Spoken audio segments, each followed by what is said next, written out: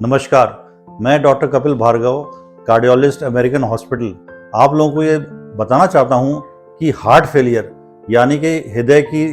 मांसपेशी का कमज़ोर हो जाना में क्या-क्या लक्षण हो सकते हैं। तो यदि चलने में आपकी सांस फूल रही हो, रात में आपको उठ के बैठना पड़ता हो सांस के लिए, या आपके पाँव में सूजन आ रही है, या खाँसी में खून आ रहा है, तो तुरंत आप जाँच कराएँ, क्योंकि ये लक्षण सब हार्ट फेलियर के हैं। खासकर जो लोग जो जल्दी थक जाते हैं, एल्डरली हैं, यानी कि उम्र 50 से या 60 से ज़्यादा हो, उन लोगों को इस लक्षण के निदान के लिए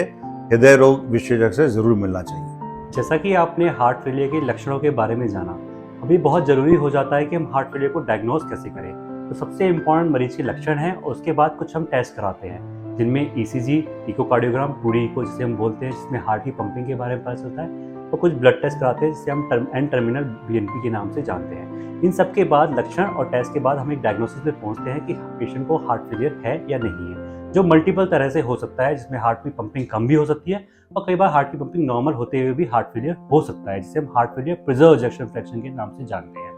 जब हम एक डायग्नोसिस पे बन जाते हैं तो हमारा नेक्स्ट स्टेप होता है कि हार्ट फेलियर में कारण क्या है, किस वजह से हार्ट पंपिंग कमजोर हुई है, जिसके कारण हार्ट की नसों में ब्लॉकेज हो सकते हैं, या फिर वायरल इन्फेक्शन की वजह से, जिसे हम मायोकार्डाइटिस बोलते हैं, उसकी वजह से हार्ट कमजोर हो सकता है, या फिर वाल्व पैथोलॉजी या अन्य कारण की वजह से हार्ट कमजोर हो जाता है। दिन प्रतिदिन काफ़ी अच्छी दवाइयाँ हार्ट फेलियर के लिए आ रही है और पिछला दशक हार्ट फेलियर के लिए बहुत इंपॉर्टेंट रहा कि मार्केट में 3 महत्वपूर्ण दवाइयाँ आई, जिसकी वजह से हार्ट की पंपिंग इंप्रूव होते जा रही है, जिसे हम सकुबिट्रिड, वर्सोट्रान, वेरिसिगुएट और फिनेरोन के नाम से जानते हैं। तो डेफिनेटली एक हार्ट फेलियर मरीज को रेगुलर एक हार्ट स्पेशलिस्ट को दिखाने का जरूरत होता है और अपनी दवाइयों को बेटर और इनको अपटाइटेट करने का जरूरत होता है, ताकि पेशेंट के सिम्टम्स बेटर हो सके और उनका सर्वाइवल बेटर हो सके। Thank you very much.